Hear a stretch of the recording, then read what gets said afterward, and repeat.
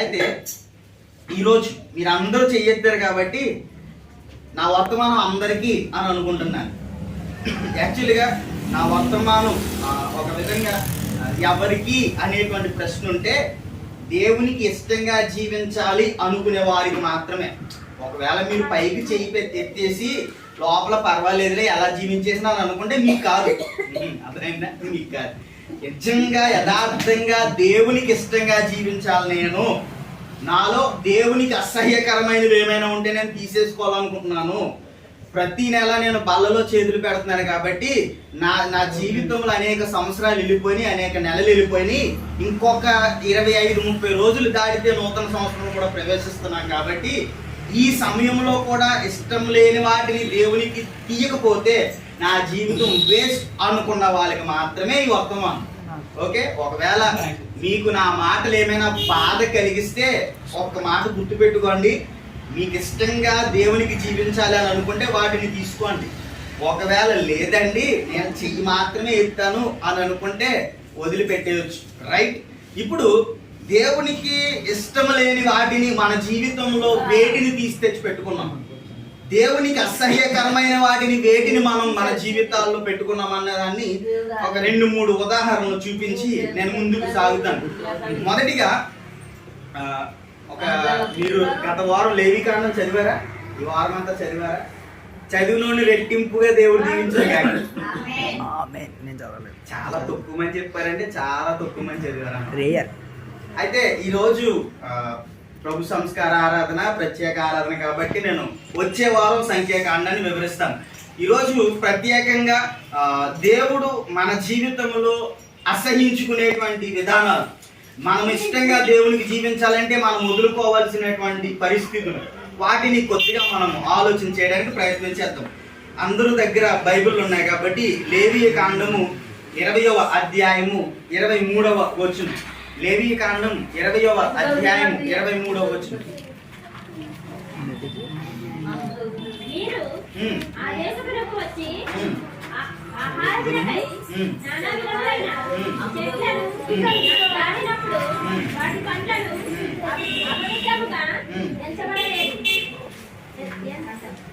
ఇరవై 23వ వచనం. లేవీయ కాండము 20వ అధ్యాయము 23వ వచనం.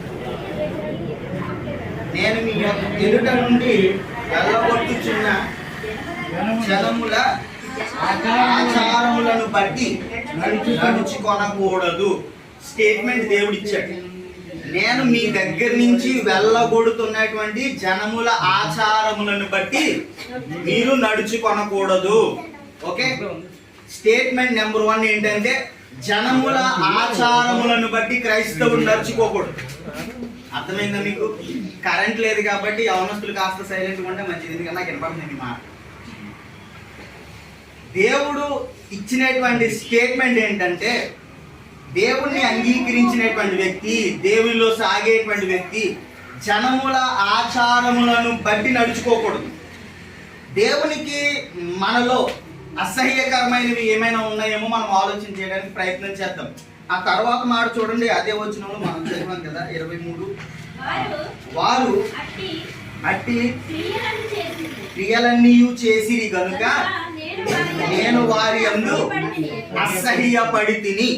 దేవుడు అన్నటువంటి మాట, వారు చెయ్యకూడని క్రియలన్నీ చేశారు కాబట్టి నేను వారిని బట్టి నేను అసహ్యపడుతున్నాను అని అన్నాడు. ఇప్పుడు దేవునికి వారి మీద అసహ్యం ఉంది అని అంటే వారు దేవునికి ఇష్టంగా జీవిస్తున్నట్ట కాదు. దేవునికి ఇష్టంగా జీవించట్లేదు కాబట్టి వాళ్ళు అసహ్యమైనటువంటి క్రియలు చేస్తున్నారు. ఈరోజు మన సంఘమంతా దేవునికి ఇష్టంగా జీవించాలంటే దేవుడు కోరుకునేటువంటి ఆచారాలు, దేవుడు ఆశించేటువంటి విధానాలు మనం చేయాలి. మన జీవితంలో, మన సంఘములో దేవునికి ఇష్టం లేనటువంటి కార్యాలు అనేకమైనవి జరిగిపోతున్నాయి మనకు తెలియకుండానే. మనం ఏమాత్రము కూడా అది పర్వాలేదులే అని అనుకుంటున్నాం, కానీ అది దేవునికి ఇష్టమైనటువంటి కార్యం కాదు. మన దేవుడు మన జీవితాలను బట్టి సంతోషించే విధంగా ఉండాలి కానీ, మన జీవితాలను బట్టి ఆనందించే విధంగా ఉండాలి కానీ మరే ఏ విధమైనటువంటి రీతిలో కూడా ఉండకూడదు. మీకు ఒక రిఫరెన్స్ని చూపించి దాన్ని బేస్ చేసుకునే ఈ వర్తమానాన్ని అందరినీ కూడా నేను ముందుకు తీసుకెళ్ళాలని ఆశపడుతూ ఉన్నాను. రోమీలకు రాసినటువంటి పత్రిక 2వ అధ్యాయము, రోమీలకు రాసినటువంటి పత్రిక 2వ అధ్యాయము 21వ వచనం.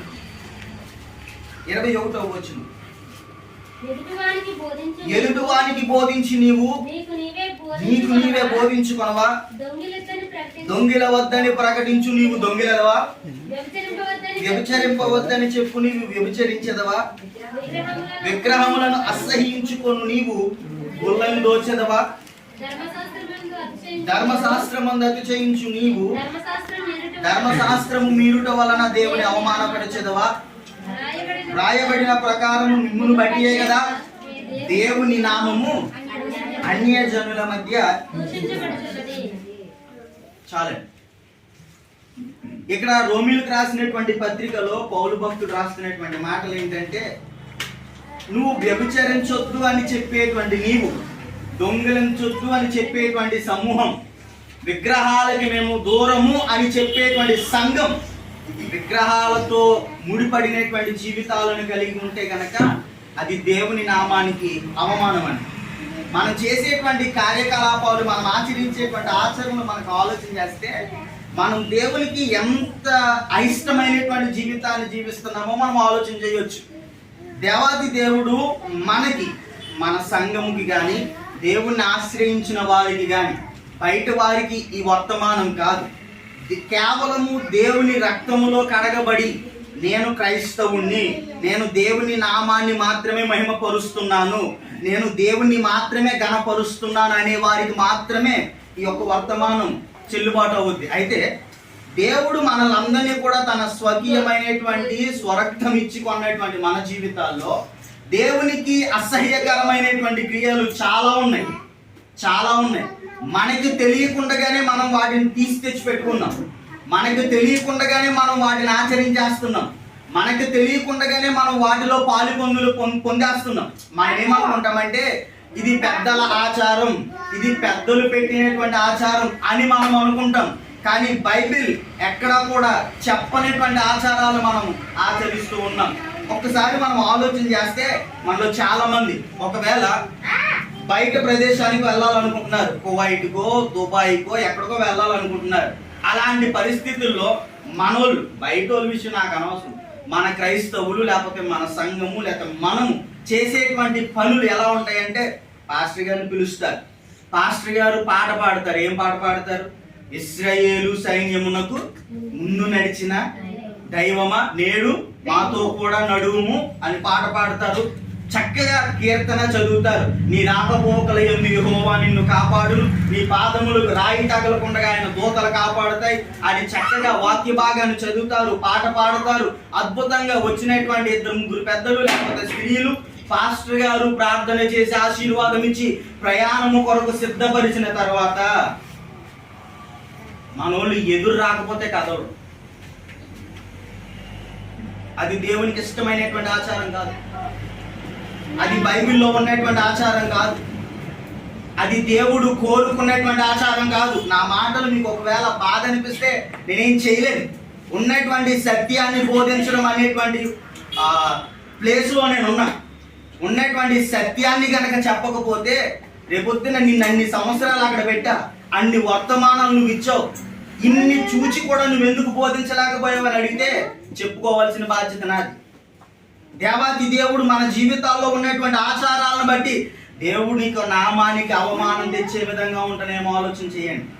అప్పటి వరకు పాటలు, ప్రార్థన, ఆశీర్వాదం ఎందుకు చేయించుకున్నారు నాకు అర్థం కాదు. ఎందుకు చేయించుకున్నారు అర్థం కాదు. మరొక భయంకరమైన విషయం ఏంటో చెప్పనా, మనలో చాలా మంది ఒకవేళ ఇల్లు ఓపెనింగ్ చేయించుకోవాలనుకుంటున్నారు. ఇల్లు ఓపెనింగ్లో పాస్టర్ గారు అందరూ వస్తారు, రిబ్బన్ కటింగ్ జరుగుద్ది, ప్రార్థనా పూర్వకంగానే జరుగుద్ది. కానీ ఎవ్వరికీ తెలియని నిజమేంటో చెప్పనా, పాస్టర్ గారికి ముందే ఫోన్ చేసి చెప్తారు, లేకపోతే ముందే పాస్టర్ గారు వచ్చిన తర్వాత చెప్తారు, అయ్యగారు 10 గంటల 15 నిమిషాలకి కట్ చేయాలి రిబ్బన్, 10 గంటల 25 నిమిషాలకి కట్ చేయాలి రిబ్బన్. పాస్టర్ గారు పడుకోపోయినా పర్వాలా, తెల్లరి గంటలు 4:30కు వచ్చి రిబ్బన్ కట్ చేసి వెళ్ళిపోయి పొద్దున్నే వచ్చి మళ్ళీ యథావిధిగా కూడికి నడిపించాలి. ఇది మన క్రైస్తవ జీవితాల్లో జరిగేటువంటి ఒడిదుడుకులు. అయితే మీకు ఒక విషయం చెప్పనా, ఆ 10 గంటల 15 నిమిషాలకి పాస్టర్ గారు రిబ్బన్ కట్ చేయాలని ఎవరు డిసైడ్ చేశారు? మీకే తెలుసు. అది దేవునికి అసహ్యకరమైనటువంటి ఆచారాలు. నేనేమంటానంటే, దేవుడు మనకిచ్చినటువంటి ధైర్యంతో ముందుకెళ్ళాలి. దేవునికి మహిమ కలుగును గాక. దేవుడు మనకిచ్చినటువంటి సర్వశక్తిమంతుడు మనోడు. ఆయన పిరికివాడు కాదు. ఆయన బైబిల్లో రాసినటువంటి మాట ఏంటో తెలుసా? పిరికి ఆత్మను నాకు ఇవ్వలేదు, ధైర్యము కలిగినటువంటి ఆత్మను నాకు ఇచ్చాడు. దేవునికి మహిమ కలుగును గాక. ఇలాంటి ఆచారాలన్నీ మన జీవితాల్లో పెట్టుకుని నేను దేవునికి ఇష్టంగా జీవిస్తున్నాను అని అనుకుంటే, ఒక సామెత ఉంటుంది చూసారా, పైన పటారం అదన్నమాట. నవ్వుకుంది కదా, కానీ దేవుడు ఇదే డైలాగ్ చాలా సీరియస్ గా వేస్తాడు. అరే మీరు పేరుకి మాత్రమే క్రైస్తవులు, కానీ మీరు చేసే ఆచారాలన్నీ కూడా నాకు ఇష్టం లేనటువంటి ఆచారాలు చేస్తున్నారు. నేనేమనుకుంటానంటే, అలా చేసుకున్నాం కదా, అలాంటి పరిస్థితుల్లో ఒకవేళ ప్రయాణం సుఖవంతంగా జరగలేదనుకో, ఏం చేస్తాను? దేవుడికి కోపం వచ్చిందండి, దేవుడికి కోపం జరిగే పాస్టర్ గారు ప్రార్థన చేస్తే వీడు ఎదురుతే కానీ కదలలేదని ప్రయాణం సుఖవంతం చేయలేదు, దేవునికి కోపం వచ్చి ఏం చేస్తారు మీరు? ఎవరని అంటారు? మనం చేసేవేమో దేవునికి ఇష్టం లేని కార్యాలు, తిట్టేదేమో పాస్టర్ గారిని అప్పుడు. ఎగ్జాక్ట్ గా ఇదే జరుగుద్ది. అయితే నా బాధ ఏంటంటే, దేవుణ్ణి ఆశ్రయించినటువంటి మనము పూర్తిగా దేవునిపై ఆధారపడిపోవాలి.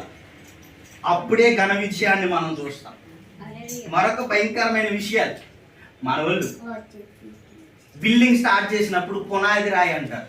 మామూలుగా అన్యుల భాషలు అయితే శంకుస్థాపన అంటారు, క్రైస్తవులు అయితే పునాది రాయి అనాలి. Okay right. అయితే పునాది రాయి వేస్తారు కదా, పునాది రాయి వేసినప్పుడు మనకి ఇవ్వబడినటువంటి లేకపోతే ఆజ్ఞ లేకపోతే రూల్ ఏంటంటే, చక్కగా ఇటుకలు పెట్టి నూనె వేసి తైలం వేసి ప్రార్థన చేసి అభిషక్తులు చక్కగా చేస్తారు, ప్రారంభిస్తారు. ఇది చేయాల్సినటువంటి పద్ధతి.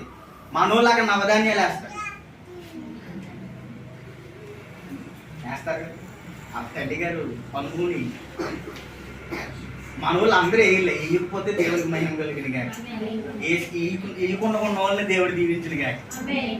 అలాంటి ఆచారాలన్నీ తెచ్చిపెట్టుకుని నేను చాలా యథార్థంగా జీవిస్తున్నాను అని అనుకుంటే అది మనల్ని మనమే మోసం చేసుకుంటున్నట్టు లెక్క. ఎవ్వరికీ తెలీదు, మనకే తెలుసు. మన జీవితాలను బట్టి మనమే దేవునిలో మనము తగ్గిపోయి జీవించాల్సినటువంటి పరిస్థితి ఏర్పడుతూ ఉంది. నేను చెప్పేటువంటి కన్క్లూడ్ వర్డ్ ఏంటంటే, దేవుణ్ణి ఆశ్రయించినటువంటి మనము పూర్తిగా దేవునిపై ఆధారపడాలి. దేవుణ్ణి ఆశ్రయించిన మనము దేవునికి ఇష్టం లేనటువంటి ఆచారాలను వదిలిపెట్టాలి. దేవుణ్ణి ఆశ్రయించిన మనము దేవునికి ఆయాసకరమైనటువంటి క్రియలు విడిచిపెట్టాలి.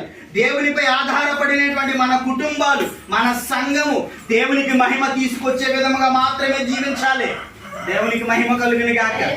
ఈ లోకరీత్యా ఏ విధమైనటువంటి పరిస్థితుల్లో ఉన్నప్పటికీ దేవునికి మాత్రమే మహిమను తీసుకొచ్చే విధంగా మన జీవితాలు ఉన్నప్పుడు, దేవాతి దేవుడు మన జీవితాలను బట్టి ఆనందించే విధముగా మన కుటుంబాలు, మన యొక్క జీవితాలు తీర్చిదిద్దబడతాయి. అయితే మరొకటి చూస్తారు కదా, గడియలు ముహూర్తాలు. కానీ నేనేమంటానంటే, ఆది కాండం అంతా చదివించాను కదా అందరి చేత. చదివినోళ్ళు చదువుతారు, లేను మనం ఏం చేస్తాం? ఆది కాండ గ్రంథంలో మొదటి 2 అధ్యాయాలలో దేవుని చేతితో చేయబడిందా సృష్టి? వేరే విధంగా చేయబడిందా? దేవుని మాట ద్వారా, చేతి ద్వారా, దేవునితో మాత్రమే చేయబడింది కదా. అయితే ఆది కాండంలో 2వ అధ్యాయంకి వచ్చేసరికి ఆదామును సృష్టించిన తర్వాత ఆదాముతో దేవుడు ఒక మాట అంటాడు, మీరు దీనిని ఏలండి. ఏమన్నాడు? మీరు దీనిని, భూమిని ఏలండి, మీరు దీనిని నింపండి, వృద్ధి చేయండి అని అన్నాడు. అయితే ఆ మాట ఆదాముకు ఒక్కడిగా చెల్లుబాటు అవుద్దా, మనందరికీ చెల్లుబాటు అవుద్దా? అవుతుంది కదా. మనం వేటిని ఏలాలి? భూమి మీద ఉన్న ప్రతి దాన్ని ఏలాలి. గ్రహాలను మనం ఏలగలం, గ్రహాలను నక్షత్రాలను మన స్వాధీనంలో పెట్టుకోగలం. అది దేవుడు మనకి ఇచ్చినటువంటి శక్తి. అయితే మనం ఆ శక్తిని మర్చిపోయి గ్రహాలకి నక్షత్రాలకి మనం భయపడుతున్నాం. వచ్చిన తలనొప్పి అక్కడ వచ్చింది. కానీ దేవుడు ఏమన్నాడంటే మీరు వాటిని ఏలండి, మీరు వాటి ఆధిపత్యం చలాయించండి, నన్ను మించినటువంటి వేరే శక్తి ఏది లేదు. ఉన్నదంటారా? లేదు. అయితే దేవుని యొక్క సన్నిధానంలో నేను ఇవ్వగలిగేటువంటి మాట ఒకటే, దేవుడు అనేటువంటి వ్యక్తి ఒకడు ఉన్నాడు. ఆయన్ని మించిన శక్తి వేరే ఏదైనా ఉందా లేదా? చెప్పాలి. ఆయన్ని మించిన శక్తి వేరే ఉన్నదా? లేదు. నిజ దేవుని మనం తెలుసుకున్నామా లేదా? నిజ దేవుని తెలుసుకున్నాం. ఆయన్ని మించిన శక్తి లేదని మనకు తెలుసు. మరి ఎందుకు భయపడుతున్నారు? మరి ఎందుకు వేరే వాటి ఎందుకు మనం దిగులు చెందే పరిస్థితిలో ఉంటున్నారు? ఆలోచన చేయండి. ఇది మొదటిది. దేవునికి ఆయాసకరమైన అసహ్యకరమైన ఆచారాలను మనం విడిచిపెట్టాలి. విడిచిపెట్టితేనే దేవునికి యథార్థంగా జీవించినట్టు, విడిచిపెడితేనే దేవునికి ఇష్టంగా జీవించినట్టు, విడిచిపెడితేనే దేవుని నామ మహిమార్థమై జీవించినట్టు.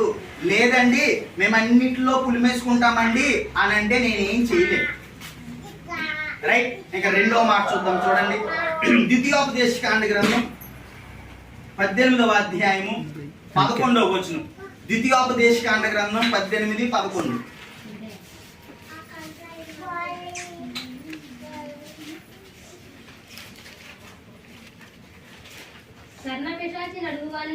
కర్ణ పిశాచి నడుగువానినైనను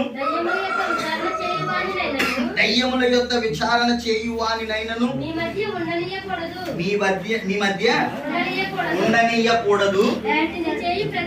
వీటిని చేయు ప్రతివాడు యెహోవాకు. మరలా చదవండి అన్నమాట.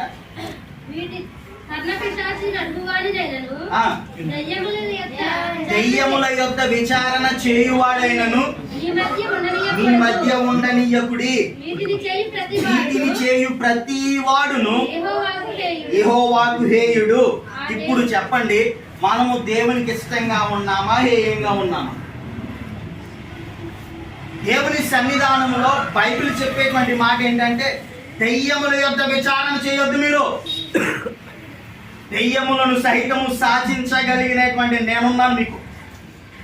మన దేవునికి ఉన్నటువంటి టైటిల్స్ మీకు పూర్తిగా తెలిస్తే ఇలాంటి పరిస్థితుల్లో ఉండరు. ఒకవేళ మీకు గుర్తుంటే వచ్చే వారం ఒకసారి గుర్తు చేయండి. దేవునికి ఉన్నటువంటి టైటిల్స్, వాటికి ఉన్నటువంటి అర్థాలు, వాటికి ఉన్నటువంటి భావాలు మనకు తెలిస్తే అసలు ఏ విధంగా కూడా భయం చెందాల్సిన పరిస్థితి ఉండదు. చూచివాడాయనే, కాచువాడాయనే, ధైర్యం ఇచ్చివాడాయనే, శక్తినిచ్చివాడాయనే, మనకున్నటువంటి పరిస్థితుల్లో సమాధానాన్ని కలుగజేసేవాడాయనే, మన శత్రువుల ఎదుట మనల్ని నిలబెట్టి మన యొక్క పక్షముగా యుద్ధం చేసేవాడాయనే, మన జీవితాలను కాపాడేవాడాయనే. ఇలాంటి అద్భుతమైనటువంటి కవచాలను, అద్భుతమైనటువంటి ధైర్య వాక్కులను ఇవ్వగలిగిన సర్వశక్తిమంతుడు మన దేవుడు. మనం దేవుని దగ్గర విచారణ చేయట్లా, దెయ్యముల దగ్గర విచారణ చేస్తాం. అపోస్తుల గ్రంథంలో, అపోస్తుల యొక్క బోధలో, లేకపోతే పాత నిబంధన గ్రంథంలో కొన్ని విధులు ఉన్నాయి. విధులు ఎలా అంటే, ఎవరికైనా బాగోకపోతే వెళ్ళి నూనె రాచి ప్రార్థన చేయి. నూనె ఎందుకు రాస్తారని అంటే, వాళ్ళు ఆ యొక్క యూదయ దేశంలో, యెరూషలేము ప్రాంతంలో మనలాగా కొబ్బరి నూనె వాడరు, ఒలీవ నూనె వాడతారు. ఒలీవ నూనె అది ఔషధంగా పనిచేసేది, మెడిసిన్గా పనిచేసేది. అయితే ఆ ఒలీవ నూనెను, లేకపోతే ఆ తైలమును, ఆ నూనెను రాసి ప్రార్థన చేయడం అనుకున్నటువంటి మూలార్థం ఏంటంటే, దేవుని సన్నిధిలో ప్రార్థన ఉండాలి, ఔషధం కూడా పనిచేయాలి. ఇది దాని వెనుకున్నటువంటి మూలార్థం. అయితే మనోళ్ళు నూనె బాటలు కొనుక్కోవడం మొదలెడతారు. ఏ అంటే బైబిలే చెప్తుందండి నూనె రాసుకుని ప్రార్థన చేయమని, అంది మేము నూనె బాటలు కొనుక్కుంటాం అంటారు. కొనుక్కునే వాళ్ళు ఎలా ఉన్నా అమ్మే వాళ్ళు ఎక్కువైపోయారు ఈ రోజు. మీకు బాగా తెలుసు, కొనుక్కునే వాళ్ళు ఎలా ఉన్నా అమ్మే వాళ్ళు ఎక్కువైపోయారు. నేను వాటికి వ్యతిరేకిని కాదు, కానీ దేవునిలో నిజ శక్తిని అనుభవించిన వాడు ఎవడో కూడా దేని మీద ఆధారపడ్డు. నిజ శక్తిని దేవునిలో ఆనందించిన వాడు, అనుభవించిన వాడు ఇక దేని మీద ఆధారపడు. కేవలము బాధ వచ్చినా, ఆనందం వచ్చినా, కష్టం వచ్చినా, దుఃఖం వచ్చినా, వేదన కలిగిన, ఏ ఇబ్బంది కలిగినా మోకరించి దేవుని సన్నిధానంలో దేవుని యొక్క ఉత్తరము కొరకు ఎదురు చూస్తాడు తప్ప వేరే దేనిపైన కూడా ఆధారపడేటువంటి పరిస్థితి ఉండదు. అయితే ఇక్కడ రాయబడినటువంటి మాట దెయ్యముల యొద్ద విచారణ చేయొద్దు అని అంటున్నాడు. మనలో చాలా మంది అలాంటి పరిస్థితుల్లోకి వెళ్ళిపోతున్నారు. ఆలోచన చేయండి. దేవుడు సర్వశక్తిమంతుడు. మన దేవుడు తరతరములకు నమ్మదగినవాడు. అందుకనే అబ్రహాము దేవుడు, ఇస్సాకు దేవుడు, యాకోబు దేవుడు ఎన్నడూ మారని దేవుడు. అబ్రహాము కాలంలో ఎలా ఉన్నాడో, యాకోబు కాలంలో ఎలా ఉన్నాడో, ఇస్సాకు కాలంలో ఎలా ఉన్నాడో, యోసేపు కాలంలో కూడా అలానే ఉన్నాడు. మోషే కాలంలో కూడా అలానే ఉన్నాడు. యెహోషువ కాలంలో కూడా అలానే ఉన్నాడు. ఆ తదుపరి న్యాయాధిపతులు ఏలిన కాలంలో కూడా అలానే ఉన్నాడు. చివరికి సౌలు రాజుగా ఉన్నప్పుడు, దావీదు రాజుగా ఉన్నప్పుడు, సొలొమోను రాజుగా ఉన్నప్పుడు, యెరోబోము రాజుగా ఉన్నప్పుడు ఇలాంటి పరిస్థితుల్లో ఎవ్వరు ఏ అధికారాన్ని చేజిక్కించుకున్నా దేవుడు మాత్రము మార్పు లేని వాడిగా ఉన్నాడు. దేవునికి మహిమ కలిగిన గాక. మన దేవుడు అంత శక్తిమంతుడు. మన దేవుడు మారని వాడు. అల్ఫా ఒమేగా అంటే అర్థమేంటి? అల్ఫా ఒమేగా అంటే అర్థమేంటి?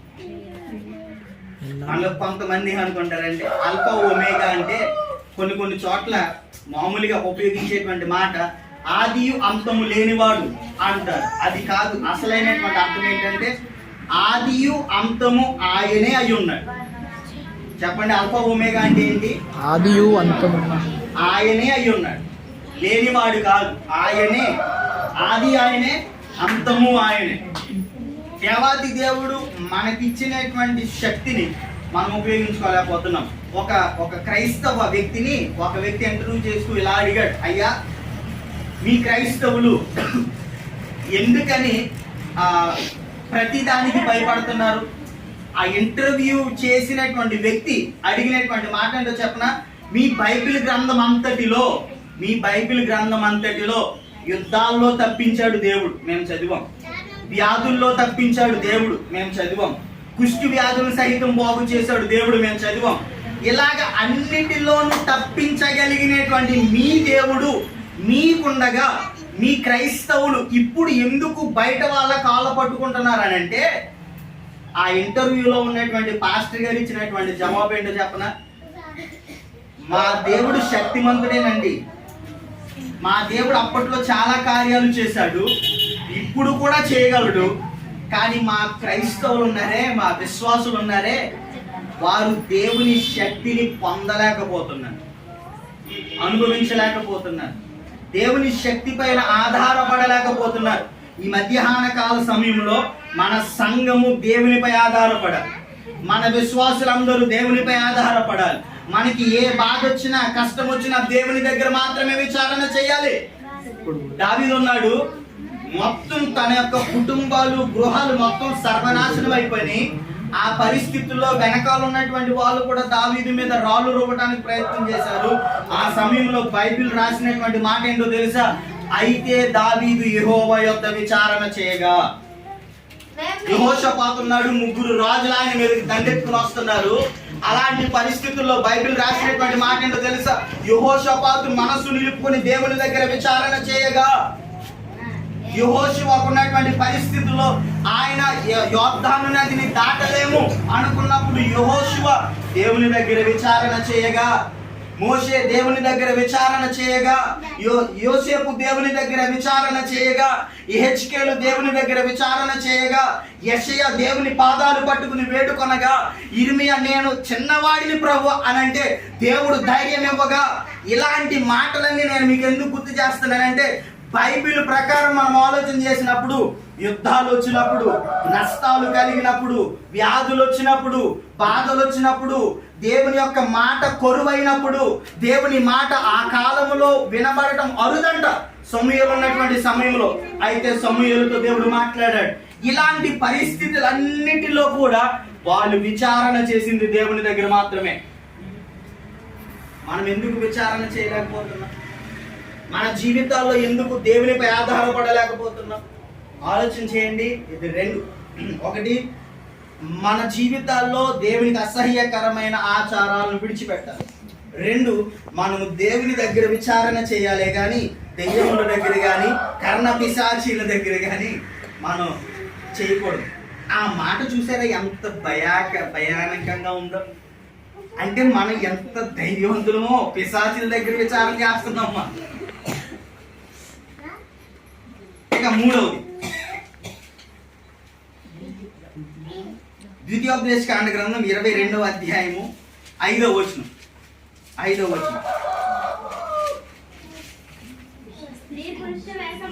స్త్రీ పురుష వేషం వేసుకొనకూడదు, పురుషుడు స్త్రీ వేషం ధరింపకూడదు, అలాగూ చేయు వారందరూ నీ దేవుడైన యెహోవాకు హేయులు. బైబిల్ చెప్పిన మాట ఏంటంటే పురుషుడు స్త్రీ వేషము వేసుకోకూడదు, స్త్రీ పురుష వేషము వేసుకోకూడదు. అలా వేసుకుంటే దేవునికి హేయులంట, అసహ్యులంట. ఇప్పుడున్నటువంటి ట్రెండ్ మగవాళ్ళు చెవిలీలు పెట్టుకోవడం. ఇప్పుడున్నటువంటి ట్రెండ్ ఆడవాళ్ళు జీన్స్ ప్యాంట్లు వేసుకుని తిరగడం. నవ్వుతున్నారు. బైబిల్ ఎంత కోపంగా చెప్పుకుంటాడో దేవుడు. దేవుని సన్నిధిలో పురుషుడు స్త్రీ వేషము ధరించడానికి వీల్లేదు. యవనస్తులు, మీకున్నటువంటి బలం గొప్పది, మీకున్నటువంటి శక్తి గొప్పది. దాంట్లో ఉన్నటువంటి అర్థం కనుక మీకు తెలిస్తే మరలా దాని జోలికి వెళ్ళరు. రైట్ ఈజ్ లెఫ్ట్ అని ఇంటికి వెళ్ళా కొట్టండి గూగుల్లో. రైట్ ఈజ్ లెఫ్ట్ అని కొడితే ఈ చెవుకు ఎందుకు పెట్టుకుంటారన్న అర్థం వస్తుంది. కొంతమంది ప్యాంట్ కిందకి దింపుతారు కదా, లో ప్యాంట్ అని కొట్టండి, దాని వెనకున్న అర్థం వస్తుంది. ఇది యూత్ రీట్ అయితే క్లియర్ గా చెప్తుంది. కాకపోతే సంఘం అంతా ఉన్నారు కాబట్టి మీరే సెర్చ్ చేసి చూడండి. రైట్ ఈజ్ లెఫ్ట్, లో ప్యాంట్ అని కొడితే దాని యొక్క అర్థము, దాని వెనకున్నటువంటి పరిస్థితి భయంకరమైన దరిద్రమైన అలవాటు. అది దరిద్రమైన ఆచారం. దాని వెనకున్న అర్థమే భయంకరమైన అర్థం. ఎంత భయంకరమైన అర్థం అంటే ఒకవేళ నిజంగా మనస్సాక్షి ఉన్నవాడు ఎవడైనా చూస్తే, అయ్యో బాబు ఎందుకురా బాబు చెవు పువ్వు పెట్టుకున్నానని అయితే చెవు కోసేసుకుంటాడు, లేదా తీసేసి అవతలాడేస్తాడు. నిజంగా మనస్సాక్షి ఉంటే అన్ని అలా వాగుతాడు అనుకుంటా. మనకి దేవుని సన్నిధిలో పురుషులు ఎవ్వరు కూడా స్త్రీ వేషం వేసుకోవడానికి వీల్లేదు. మొన్న ఏమైంది తెలుసా? బండి మీద వెళ్తుంటే వెనకాల నుంచి చూస్తుంటే అచ్చి బాబోయ్ ఆడ మనిషి ఏంటి బుల్లెట్ నడిపేస్తుంది అని అనుకుని ఎక్కడికి వెళ్ళి చూస్తే మగోడు. ఇక్కడ దాకా చుట్టూ, మరి ఏమనుకోము, దగ్గరికి ఇక్కడ దాకా చుట్టూ, మరి ఏమనుకుంటాం? దేవుని సన్నిధిలో మన యొక్క వైఖరి, మన యొక్క విధానాలు, మనకున్నటువంటి పరిస్థితులు దేవునికి అసహ్యాన్ని తీసుకొచ్చే విధంగా ఉండటానికి వీల్లేదు. దేవుని సన్నిధిలో కేవలము దేవునికి మాత్రమే మహిమను తీసుకుని రావాలి, దేవునికి మాత్రమే ఘనతను తీసుకుని రావాలి. దేవుడు కోరుకునేది ఏంటో తెలుసా? నువ్వు ఒక పర్ఫెక్ట్ బాయ్ గా ఉండాలి, నువ్వు ఒక పర్ఫెక్ట్ గర్ల్ గా ఉండాలి. అది దేవుడు కోరుకునేటువంటి జీవితం. 3 1 దేవునికి అసహ్యకరమైన ఆచారాలు వదిలిపెట్టాలి, దేవునికి అసహ్యకరమైనటువంటి దెయ్యాల దగ్గర విచారణ చేయడం మొదలుపెట్టాలి, అసహ్యకరమైనటువంటి వేషాలు ధరించడం మొదలుపెట్టాలి. 4వది చెప్పి నేను ముగిస్తాను. జకరియా గ్రంథం 8వ అధ్యాయము 17వ వచనం.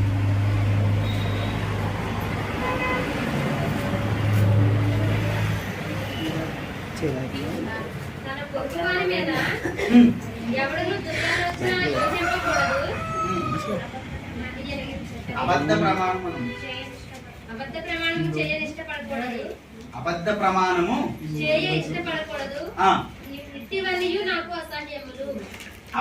ప్రమాణము చేయడానికి ఎట్టి పరిస్థితుల్లో ఇష్టపడకూడదు. అది దేవునికి అసహ్యమైనటువంటి పని అంట. వాడి మధ్యన ఒక గుడిలో వర్తమానం చెప్పడానికి వెళ్ళిన తర్వాత వాళ్ళు అన్నటువంటి మాట, మా తమ్ముడు గురించి ప్రార్థన చేయండి, భయంకరమైన అలవాట్లు అన్నీ ఉన్నాయి, అయితే ప్రార్థన చేద్దాం అని అంటే, లేదు ఇంకా ఉందా అన్నారు. ఏంటండి అని అంటే, మా ఓడు ఇప్పటికి చాలా సార్లు ప్రమాణం చేశాడు, రేపు నుంచి మానేస్తా, వచ్చే నెల నుంచి మానేస్తా, ఈ వారం నుంచి మానేస్తా, ఇప్పుడు మానలా. అయితే మన యొక్క క్రైస్తవ జీవితాల్లో అలాంటి అబద్ధ ప్రమాణాలు చాలా చేశాం.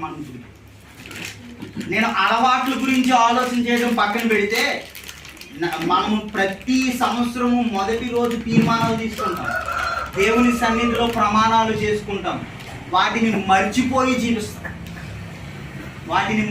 జీవిస్తాం. మీరు ఒకవేళ మీ పర్సనల్గా మీ వ్యక్తిగతంగా మీరు ఆలోచన చేసుకోండి.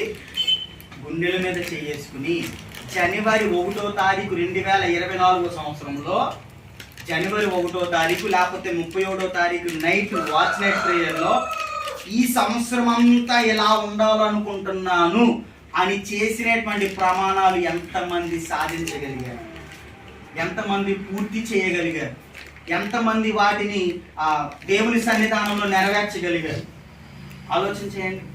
ప్రతి వారం ప్రతిరోజు బైబిల్ చదవాలనుకుంటాం.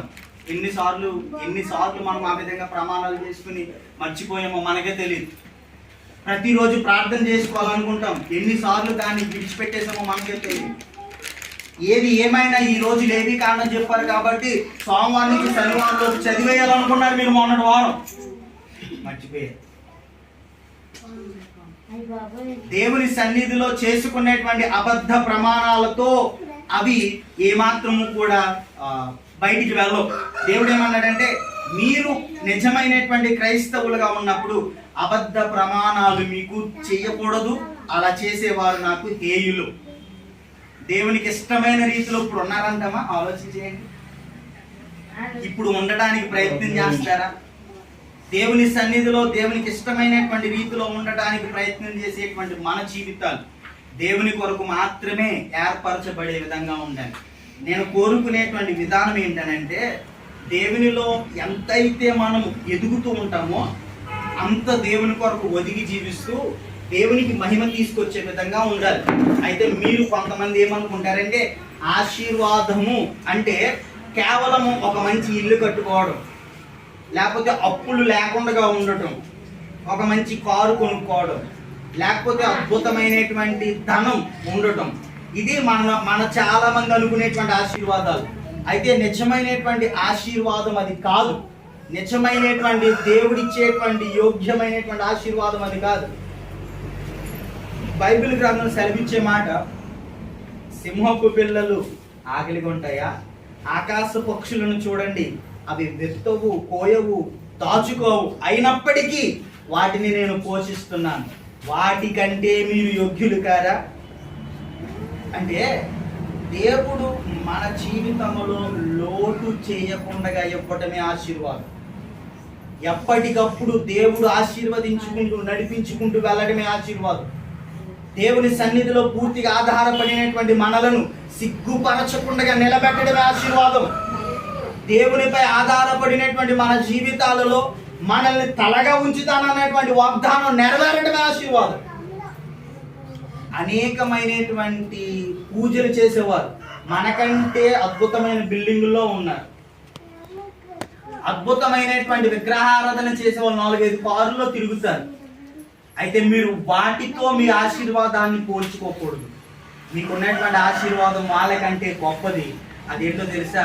నీ ద్వారా అనేక మందిని దేవునిలోనికి నడిపించగలవు, నీ ద్వారా అనేక మందికి దేవుని యొక్క కార్యాలను వివరించగలవు. నీవు రేపొద్దున్న ఒక అద్భుతమైనటువంటి బంగారు వీధుల్లో నువ్వు నడవగలిగినటువంటి గొప్ప యోగ్యత దేవునికి అనుగ్రహించాడు. దేవునికి మహిమ కలిగిన గాక. మధ్యాహ్నం మనం ఆలోచించేద్దాం.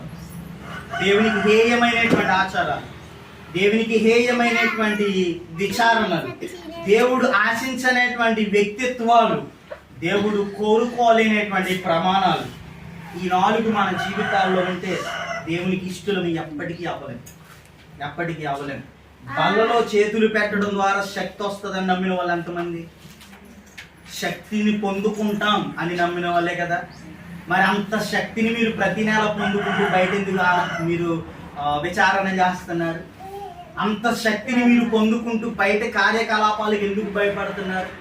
దేవుని యొక్క రక్తము, దేవుని యొక్క శరీరాన్ని భుజించడం ద్వారా మనం శక్తిమంతులం అవుతాం, మనము గొప్ప యోగ్యులం అవుతాం, గొప్ప ఆత్మీయమైనటువంటి భావోద్రేకముతో ముందుకు వెళ్ళగలుగుతాం.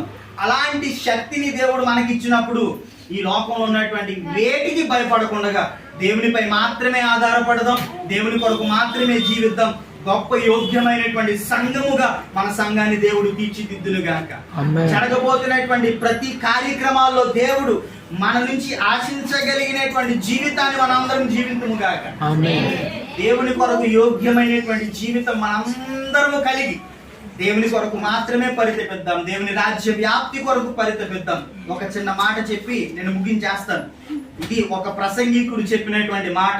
అయితే ఇది ఈ సమయంలో మంచిది అని అనిపించింది కాబట్టి చెప్తున్నాను. యేసుక్రీస్తు ప్రభువారు ఆయన ఈ లోకంలోనికి వచ్చిన తర్వాత, ఆయన చనిపోయిన తర్వాత 3వ దినాన్ని లేచారు కదా, రైట్. లేచిన తర్వాత ఆయన పరలోకానికి ఆరోహణమైనప్పుడు ఆ పరలోకానికి ఆరోహణమైనటువంటి యేసయ్యకి అక్కడ ఉన్నటువంటి దేవదూతలు వాళ్ళందరూ కూడా స్వాగతం పలుకుతున్నారంట. స్వాగతం పలుకుతూ ఒక దేవదూత గాబ్రియల్ అనుకుందాం, గాబ్రియల్ అన్నారంట, యేసయ్య నువ్వు ఈ లోకానికి ఎందుకు వెళ్ళావు అని అంటే యేసుక్రీస్తు ప్రభువారు అన్నారంట, గాబ్రియల్ నీకు తెలుసు కదా, నువ్వు మరియమ్మతో వెళ్ళి మాట్లాడావు కదా, నీ కొడుకు పుడతాడు, ఆయన ఈ లోకాన్ని రక్షిస్తాడని నువ్వే కదా చెప్పావు, నేను ఈ లోకానికి ప్రజలు రక్షించడానికి వెళ్ళానని చెప్పాడంట. ఈలోపు మెకాయేలు అన్నాడంట, అవునా రక్షించడానికి వెళ్ళావా, అవునా రక్షించేసావా అని అంటే, రక్షించేయడం అంటే ఏముంది, నేను నా రక్తాన్ని కాచాను, నా శరీరాన్ని నేను నలగొట్టుకున్నాను, ఆఖరి రక్త బొట్టు వరకు కాచి చచ్చిపోయాను, మరి వాళ్ళు అంగీకరిస్తే ఓకే, అంగీకరించకపోతే నేనేం చేయలేను అని అన్నాడంట. అని అంటే అప్పుడు మళ్ళీ గాబ్రియల్ అన్నాడంట, అవునా అంగీకరించాలంటే ఏం చేయాలి, మరి వాళ్ళకి ఎలా తెలుస్తుంది అంగీకరించడానికి అని అంటే అప్పుడు వెంటనే యేసుక్రీస్తు ప్రభువారు అన్నారంట, నేను 12 మంది శిష్యులు ఏర్పాటు చేసుకున్నాను కదా, వాళ్ళకి చెప్పి వచ్చా, ఏమని, మీరు సర్వలోకానికి వెళ్ళి సృష్టికి సువార్త ప్రకటించండి, ప్రతి ఒక్కరికి కూడా తండ్రి కుమార పరిశుద్ధాత్మ నామంలో బాప్తిస్మం ఇవ్వండి అని నేను బోధించి వచ్చా, ఆ భారాన్ని ఆ శిష్యుల మీద పెట్టి వచ్చాను అని అంటే వెంటనే మికాయేలు పక్కపక్క నవ్వాడంట. పక్కపక్క నవ్వి, ఏంటి ఆ 12 మంది మీద నువ్వు ఎంత భారం పెట్టి వచ్చేసావా, ఆ 12 మందిలో కొంతమంది అనుమానించే వాళ్ళు ఉన్నారు, అక్కడ ఉన్నటువంటి వాళ్ళకి భయపడి నువ్వు ఎవరో తెలియదని బొంకులోనే ఉన్నారు, వెనక్కి వెళ్ళిపోతే బాగున్నాను ఆలోచన చేసిన వాళ్ళు ఉన్నారు. ఇలాంటి వాళ్ళందరినీ నువ్వు గ్రూపుగా చేసుకుని వాళ్ళ మీద ఇంత భారాన్ని పెట్టి వచ్చేసావా, ఒకవేళ వాళ్ళు చెప్పకపోతే నీ పరిస్థితి ఏంటి అని అంటే అప్పుడు యేసయ్య అన్నాడంట, గాబ్రియల్ మికాయేల్ జాతికనండి, ఒకవేళ ఆ 12 మంది గనక ఈ లోకానికి భయపడి నా యొక్క రక్తం గురించి కానీ, నా శరీరం గురించి కానీ, నేను చేసినటువంటి త్యాగం గురించి కానీ చెప్పకపోతే నాకు ఈ లోకంలో ఎవ్వరు లేదన్నాడు. నేను అడిగేటువంటి ప్రశ్న, దేవుడు మనకి భారాన్ని ఇచ్చాడు, సంఘముగా విశ్వాసిగా యవనస్తులుగా మనకి దేవుడు భారాన్ని ఇచ్చాడు. అదేంటో తెలుసా, నేను నిజ దేవుణ్ణి ఎరిగి ఉన్నాను, నేను ఆయన రక్తంలో కడగబడి ఉన్నాను, మీరు కూడా కడగబడతారా, మీరు కూడా రక్షించబడతారా, అంధకార నరకములో నుంచి పరలోకానికి వస్తారా అని చెప్పగలిగిన బాధ్యత మనదే. ఇందాక ఆరాధనలో పాట పాడారు చూసారా, ఇప్పటికైనా నీ కోసం కష్టపడతాను అనేటువంటి తీర్మానం మనకి ఈ రోజున రావాలి. ఇల్లు ఇచ్చాడు, వాహనం ఇచ్చాడు, అద్భుతమైనటువంటి అందరం ఎక్కించాడు, మనం అక్కడ కూర్చుని ఉంటున్నామా, దేవుని కొరకు కష్టపడుతున్నామా? చాలా అద్భుతమైన ఆత్మీయమైనటువంటి అర్థం కలిగినటువంటి పాట అది. ఈ రోజున మన జీవితంలో ఒక విధమైనటువంటి ప్రశ్న, నేను నీకు ఉపయోగపడే పాత్రగా ఉంటున్నానా, నీకు ఉపయోగపడేటువంటి యోగ్యమైనటువంటి జీవితాన్ని నేను జీవిస్తున్నానా అన్నది మనం ప్రశ్న వేసుకుందాం. పళ్ళలో చేతులు పెడుతున్నాం, దేవునికి ఆయాసకరమైన ఆచారాలు విడిచిపెడదాం, పళ్ళలో చేతులు పెడుతున్నాం, దేవుని దగ్గర తప్ప ఇక వేటి దగ్గర కూడా విచారణ చేయొద్దు, పళ్ళలో చేతులు పెడదాం. దేవుడు నీకు ఏ స్వరూపాన్ని ఇచ్చాడో ఆ స్వరూపాన్ని మాత్రమే లోకానికి చూపించు. పళ్ళలో చేతులు పెడుతున్నాం, అబద్ధ ప్రమాణాలు చెయ్యొద్దు, దేవుని కొరకు యోగ్యమైనటువంటి జీవితాన్ని జీవిద్దాం. పళ్ళలో చేతులు పెట్టుట ద్వారా వచ్చినటువంటి బలమైనటువంటి ఆత్మీయమైనటువంటి శక్తిని మనమందరం కూడా పొందుకొని అనేక మందికి మనము సాక్షులుగా జీవింతుముగాక. మన సంఘము ద్వారా, మన విశ్వాసము ద్వారా, మన విశ్వాస నడవడిక ద్వారా అనేక మందిని యేసుక్రీస్తు యొక్క మార్గములోనికి నడిపింతుముగాక. దేవుని కొద్ది మాటలు దీవించి ఆశీర్వదించునుగాక.